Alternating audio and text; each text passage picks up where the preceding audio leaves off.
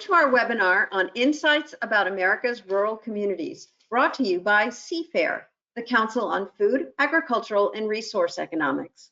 My name is Jane Kolodinsky, and I'm the CFAIR Program Chair, and I'm Professor Emerita at the University of Vermont and Director of Research at Arrowleaf Consulting Group. It's my pleasure to be monitoring today's webinar. Next slide. It's CFAIR's mission to translate high-level research and knowledge to a diverse audience that includes policymakers, elected officials, and federal administrators. When we demonstrate the value of the profession to these groups, the Council increases public appreciation for research, extension, outreach, and academic programs in agricultural and applied economics. Next slide. Before we get started, I want to provide you some background on today's topic. I'm pulling this directly from a 2023 Economic Research Service report. It revealed that changes in rural America's population, poverty, and employment over the last few years reveal three main findings. First, the rural population is growing again following a decade of negative or near zero growth rates. This growth has been driven by domestic migration into rural areas. Second, rural poverty has declined over the last 15 years in most rural counties, but not all, and the declines have been modest. Housing insecurity is an issue for low-income renters, a particularly acute problem for American Indian or Alaska Native and Hispanic households. Finally, rural employment has almost fully recovered from the COVID-19 pandemic and has returned to modest annual growth rates similar to pre-pandemic levels. This CFAIR August webinar provides some insight into America's rural spaces with respect to housing, employment, and finding a sense of community. Next slide. CFAIR has assembled a panel of experts to discuss their work. We'll start with Dr. Andrew Van Leuven, who's an assistant professor at the University of Vermont in the Department of Community Development and Applied Economics, that's CDAE. His research and teaching focus on community entrepreneurship, regional development, and revitalization efforts that strengthen local communities and foster sustainable growth. Before joining the University of Vermont, Andrew was an assistant professor at Oklahoma State University in the Department of Agricultural Economics, where his research and extension programming focused on strengthening rural economies. Next slide. Stephen Deller is Willis Distinguished Achievement Professor and Community Development Extension Specialist in the Department of Agricultural and Applied Economics at the University of Wisconsin-Madison. He is a fellow of the Agricultural and Applied Economics Association and recipient of the North American Regional Science Council's Walter Isard Award for Distinguished Scholarly Achievement in the field of regional science. He's a co-author of the textbook Community Economics, Linking Theory and Practice, and has co-edited 5 books, each focusing on community, rural, and regional economic development. Next slide. Dr. Mark C. White is the Interim Assistant Dean and Program Leader for Community and Economic Development with Illinois Extension and a Clinical Associate Professor with the Department of Agricultural and Consumer Economics, ACE, at the University of Illinois Urbana-Champaign. Dr. White has an extension and teaching appointment. His recent applied research projects include an examination of rural vitality in Illinois and a workforce analysis of the Midwest's food, agriculture, and forestry industries. Next slide. Before we start, we wanted to explain how to ask questions during the webinar to make sure that you, the audience, know how to engage. During the webinar, you can put questions to one or all of the speakers by typing it into the box in the control display accessed by clicking on the question drop-down as shown in the slide and sending it to the organizer. Now, I'll hand the webinar over to Andrew, who'll start us off. Welcome, Andrew. All right. Thank you so much for having me today, Jane and CFAIR. This is my first time doing really anything as a new employee at UVM, and I'm excited to share some research that I started about a year ago with Amanda Weinstein, who is a lead economist at the Center on Rural Innovation. And she's in Akron, Ohio, but the center is actually housed in Vermont as well. So we're not really talking specifically about Vermont today, but we're going to be talking about third places, which is applicable basically all across the US in rural areas around. So next slide, please. All right, so ignore the a wall of text here. This research kind of came out of work that I've done in the past on Main Street or downtown revitalization, which is the idea of kind of bringing old, disinvested buildings and community meeting places back into full use. And so this idea that downtown revitalization can bring about jobs, property values, it's something that I've really liked to research.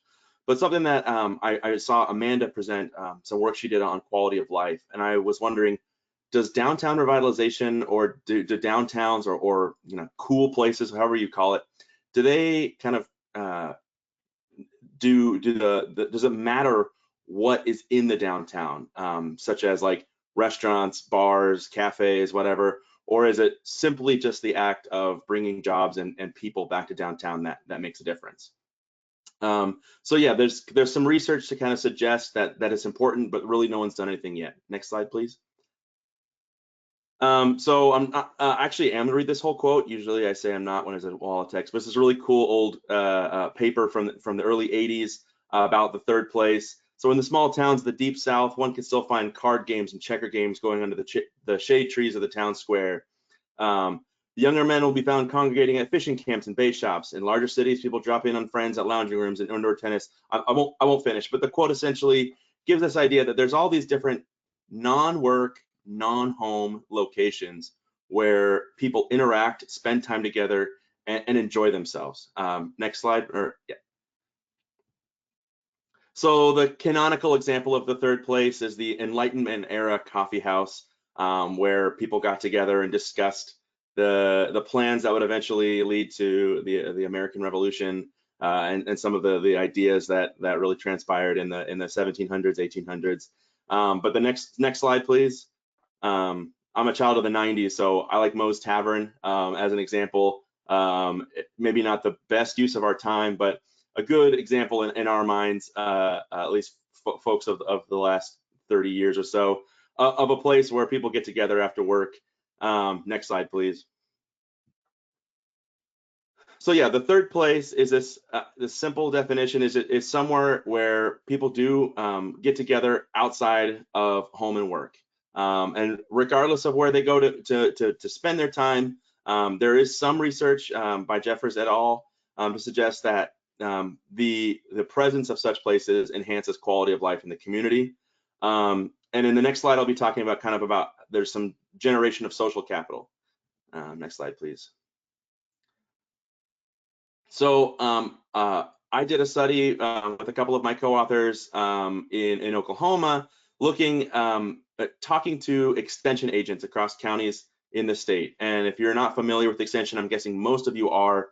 There's just somebody who's working for the land-grant university, sharing their expertise on anything from agriculture, family consumer sciences, youth development, or rural development. And I put this question to everybody on a survey, just saying, what do you think of when you think of an institution, a business, a store, anything in your town that kind of anchors the community? And this is not, I did not say anything about third places. This is more just kind of, I wanted to know what kind of institutions anchor the community.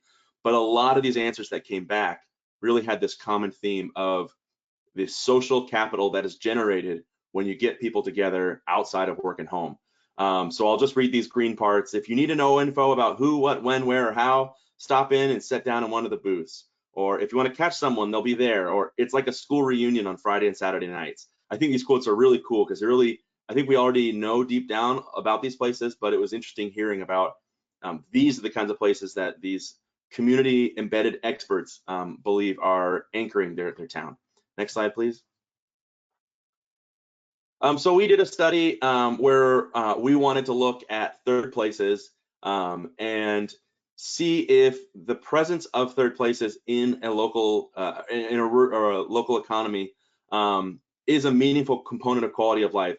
And instead of measuring specifically quality of life, because there's a lot of different ways you can do that, we wanted to specifically model the relationship between the concentration of third place businesses and the neighborhood or zip code level home prices.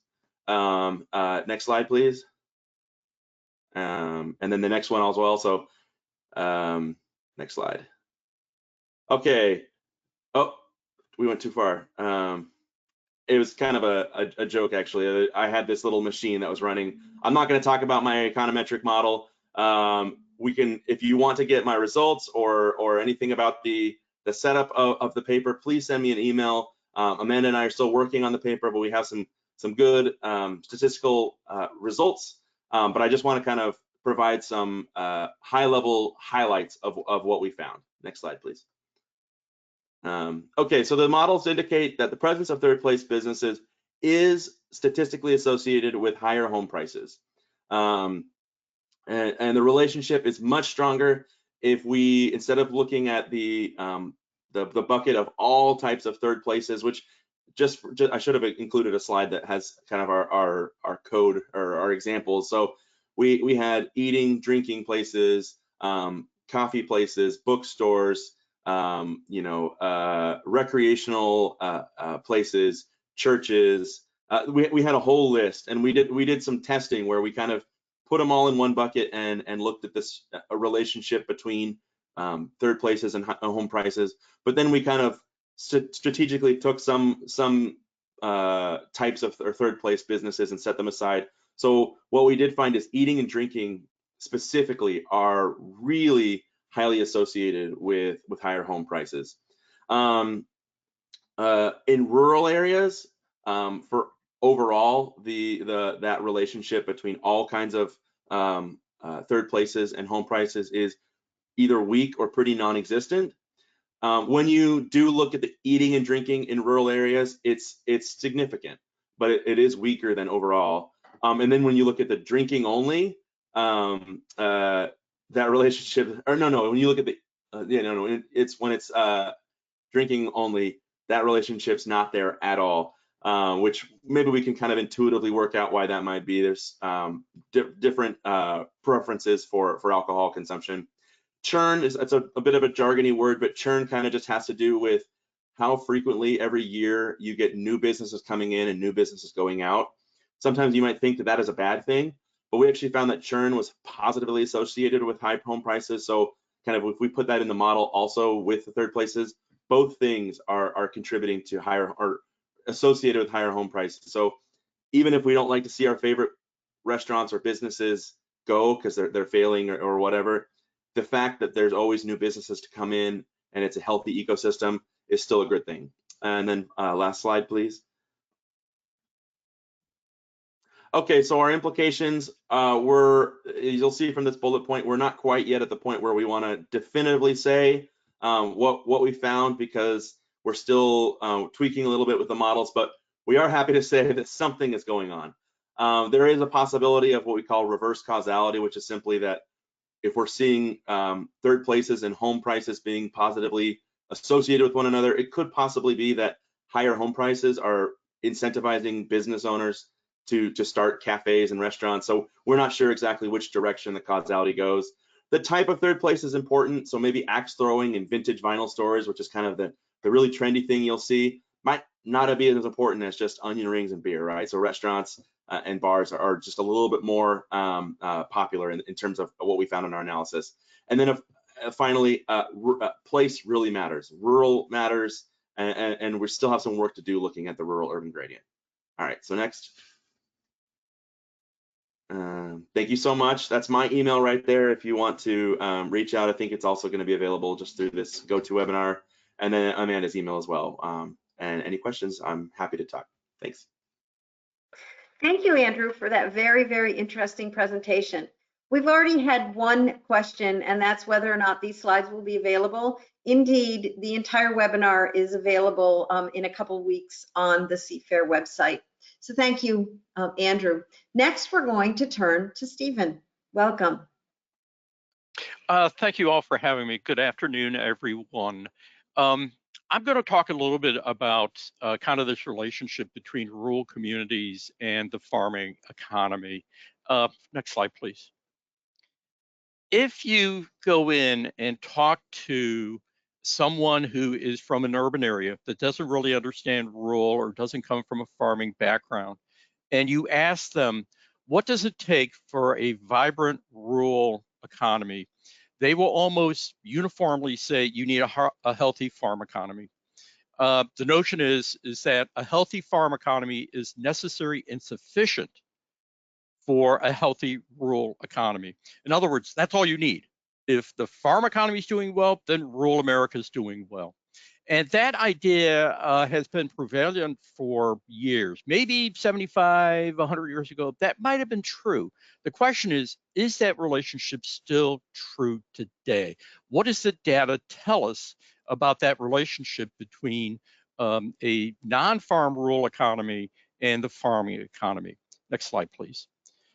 So what I did is I essentially used the ARMS, the Agricultural Resource Management Survey. Hopefully some of you are familiar with the ARMS data. This is a detailed annual survey that the USDA does for farms within states that have kind of a large agricultural footprint. And you can see the states that are included there. Most of my analysis has been focusing on Wisconsin because I do most of my work in Wisconsin. The data is from 2018 to 2022. And if you look at the sample size in any one of those years, it's just short of 2 million farms. This is a big, big survey with a very representative sample. So it's a real wealth of data. And the beauty of this data is that it asks a lot of questions about the farm family, the farm household. The Census of Agriculture, which just recently came out, doesn't really talk about the farm family. It talks about the farm operation, but not the farm family. This data helps us get an insight in terms of the farm family. So next slide, please. So what this is essentially average farm household. I'm going to use household and family kind of interchangeably. What is the farm family or the farm household annual income, regardless of the source of income? The red bar, the hollow red bar, there's all the farms linked together. And then I've got it broken out by sales categories. And you can see that over from 2018 up to 2022, the typical farm family is making over $100,000 a year. And if you look at the different categories of sales, from the smallest being the orange bar to the largest, you see a natural progression upwards. The very largest farms, those are making $1 million or more a year in sales. Those farm household incomes are looking at over $400,000, almost $500,000 within a particular year. Next slide. But if you look at the distribution of farms, how many farms are in each one of those sales category buckets? What we've got here is that at least 3 out of 4, if not 4 out of 5 farms are in that smallest category. There's only a very small sample or collection of farms that are in that very, very large scale. Okay, now if you look at the same type of data using the census and the ARMS data really kind of line up here. If you go out and you grab a farm at random, odds are that farm is going to have sales of less than $100,000. So the relevant bar here really is that orange bar. Those are the typical farm is falling into that category. Now, if you look at the farm income there, they tend to be the lowest, but yet they're still doing relatively well. Next slide, please. Now, looking at farm household income in isolation doesn't really tell us very much. So what I've done here is I'm trying to look at compare farm household income to the average U.S. average household income. 100% there is the national average. So if the average for farms is above 100%, they're making more than the typical household family. If it's below, it's making less. The typical farm family, which is that, again, that red bar with kind of the hollow red bar, And every year here, the typical farm family is making more than the average US household, okay? This is true for the biggest farms. They're doing fairly well, but they're a fairly small representative. Again, the typical farm is that orange bar, less than $100,000, and they tend to be hitting right about at the national average. So you grab a typical farm, the farm household income is about at the national average. Next slide. Now, this is the source of farm income. There's two ways that a farm family can make income. One is they're making it from the farm, or they're making it from off-farm sources. Now, starting about 50 years ago, maybe even 60 years ago, a lot of farm families, you started to see off-farm income. And the primary motivation for that was access to health insurance. That's how a lot of farm families got health insurance, was off-farm employment. But has that relationship changed? If you look at the typical farm, and that's the all-farm average, okay, about 80% of farm household income is coming from off the farm. So not only is it a source of insurance, of health insurance, but it's also a primary source of family income. If you look at the orange bar, again, that's the dominant source, or that's the dominant number of farms. Nearly 100% of farm household income is coming from off the farm. Indeed, there's a couple of years there, 2018 and 2020, that off-farm income is actually supplementing the farm. So if it wasn't for this off-farm income, these farm families would essentially have zero income. The farm is not generating a sufficient level of revenue, of sales relative to costs, to actually support the family farm. And this is particularly true for the smaller farms, which tends to be the dominant type of farm. Next slide. And again, I just want to emphasize that that orange bar, where almost 100% of household income is coming from off the farm, that's the dominant. Most farms fall into that category. Next slide, please. Okay. I wanted to look at this by type of farm, particularly grain farms versus livestock farms. I grew up in Illinois, so I'm familiar with, kind of farming to me growing up was, corn and soybeans. Those farms, they're physically being tied to the farm is very different than livestock. If you are a grain farmer, right, you're really physically tied to the farm during planting season and harvest season. The rest of the year, you're more footloose. You're not as physically tied to the farm. However, if you have livestock, you are physically tied to the farm. You cannot leave those animals alone. You have to be on the farm. So I was expecting to see off-farm income for grain farmers to be very, very high, but off-farm income for livestock farms to be relatively low. I didn't see that. So this was kind of a surprise to me. Next slide. So kind of in conclusion, historically, the logic has held that vibrant rural economies are dependent upon a vibrant farm economy. Vibrant farm economies are necessary and sufficient. That's all you need. And that type of thinking is still prevalent in a lot of urban areas, particularly urban representatives in Congress. So when they think about rural development, they think agriculture. The question is, or the reality is, that has changed. If we want to have vibrant farms, we need to ensure that there's employment opportunities off the farm. That relationship has it's been turned on its head. And I think that rural development policy, particularly the Farm Bill, needs to be broadened out to kind of reflect this new reality. Next slide, please. So that's the policy implication that I was just kind of going through. We need well-paying off-farm jobs to keep those farm families afloat. Next slide. This is my contact information if you have any questions, and I will pass it on to Mark. Thank you. Well, thank you, Steve. That's a really interesting thing to ponder. Does agriculture keep the vibrant rural communities, or do you need a vibrant rural community to keep the farm going? It's a really interesting question. We're now going to turn to Mark, our final presenter. Welcome, Mark.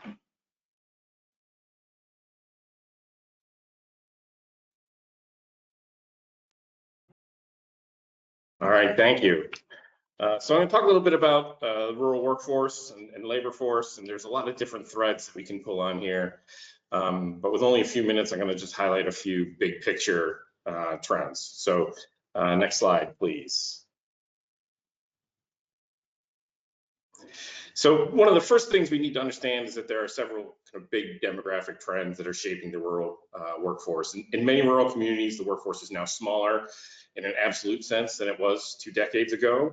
And there are a lot of really contributing factors to this. There's the aging population and by extension workforce. So the baby boomers are leaving the workforce, and the other large generation, which are the millennials, are fully in the workforce at this point. There's also a lot of working age people that have moved away from rural areas to more urban and suburban regions. And in many communities, particularly many struggling communities, the opioid epidemic and other kind of negative health related factors has led to greater mortality and disability rates amongst working age people. So in short, one of the reasons why it's harder for rural employers to find workers is because there's simply fewer workers to find. Now, the chart that I have here is just a simple index showing the change in the labor force from 2000 by different types of counties. And you can see that micropolitan areas, which are the green lines, so those are your smaller core areas with less than 50,000 people, and rural areas, those smaller counties that don't have a kind of a core central area, have generally been declining since the Great Recession. You can see there's a little bit of an uptick kind of since the pandemic in the last couple of years, but a lot of that is more like people didn't necessarily move during that period rather than kind of a mass of people moving back to those areas. Nationwide, you can see the labor force in those rural counties, that red line is about 4% smaller than it was in 2000. Now, in fairness, over time, some of those rural counties have grown and become micro counties and metro counties, but nevertheless, the trend has been pretty flat. I should also note here that there's a good bit of variation between different counties. So whereas the rural labor force is down 4% nationally, here in Illinois, our labor force in our rural counties is down 15%. So, not all rural counties are the same. Next slide, please. So while there are a lot of factors that can limit the growth of the workforce in rural areas, out-migration, particularly amongst young people, is really a topic that certainly here in Illinois remains very high on people's minds. Now, these migration trends do vary between places and people and demographic groups. Like I said, just to reiterate, there's a lot of heterogeneity in those rural areas. So you can see in some places that there are some high amenity rural counties that attract a lot of retirees or maybe people who can work remotely. And so, in those places, particularly the retiree areas, they're growing their population, but not necessarily their workforce. And that can create, a whole different set of challenges. But in many rural areas, these places are most likely to lose and least likely to gain people in the years where they're gaining education, starting careers, or starting families. So kind of that classic brain drain that, like I said, at least here in Illinois, remains kind of on people's minds. Now, one of the common scenarios for people, for people who leave places is that they go off to college and then they don't return. But again, there's variation in different folks. So at this point, I want to take just a quick minute to have an aside to give a quick shout out to a relatively new data source from the census, local employer household dynamics program, and that's what's called the post-secondary employment outcomes data set, PSEO. And I won't go into the details, you can look it up, but this source takes administrative data, it marries post-secondary student records with their employment records, so we get a sense of what graduates are doing in terms of where they're living or where they're working and what field they went into after they graduated. And so the one trend that I want to highlight that's relevant to this kind of discussion is that there's variation between these groups in terms of what they study. So students who graduate with degrees in things like education or healthcare are more likely to stay in the state where they went to a post-secondary institution, where they went to college, than students who study things like STEM fields like engineering or computer science. So again, not all out migrants are the same. Next slide, please. So one of the things we really kind of want to get at is the why. Why is this, what are people's motivations and what's going on? And one of my favorite studies that sought to understand this kind of brain drain was done by USDA, the Economic Research Services, John Cromartie, and a few of his colleagues about 10 years ago. And to understand people's motivations, they, for lack of a better term, crashed high school reunions around the Great Plains and the Midwest, because at those reunions afford the opportunities to talk to all these different people in the same place. So it's really clever in the sense that you get to talk to the people who never left, you get to talk to the people who left and then never came back, and then you get to talk to the people who left and then chose to return. And one of the things they found that for the people who returns to their rural communities, because there is a little bit of a life cycle in these things, is that family drew people back.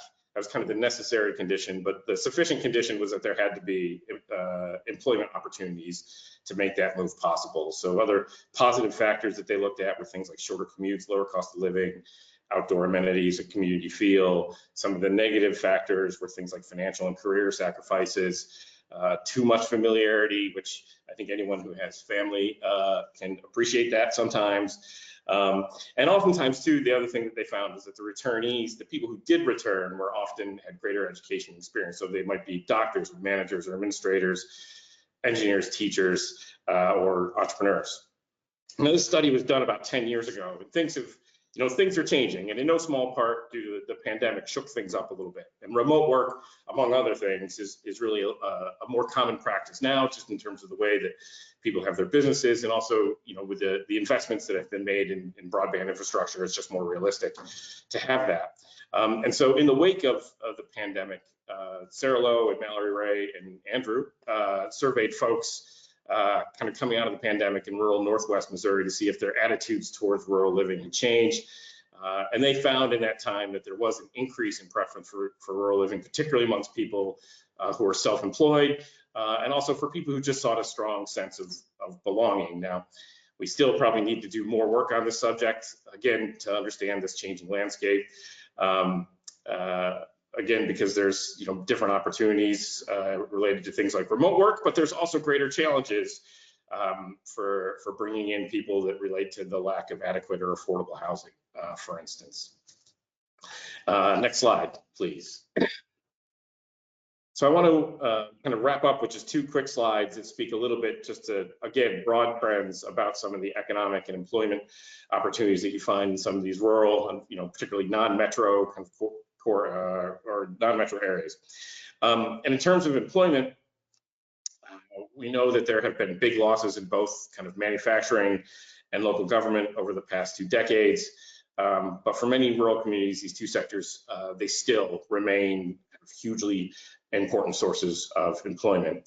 I think the big thing to keep in mind when you're thinking about government is that it's predominantly like local government. So that does include things like public schools, but it also includes things like prisons and whatnot that, are in many places a source of, a big employer in some rural areas.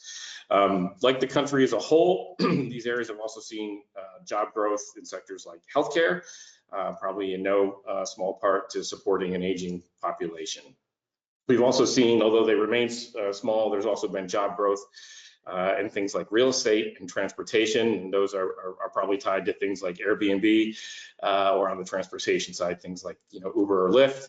I think it's important to note that these jobs are often important sources of supplemental income rather than just kind of full-time employment. And I think anytime we're looking, depending on the nature of the data source you're looking at, it's important to remember that sometimes people have multiple jobs, or they piece together multiple jobs to make a living. Next slide, please.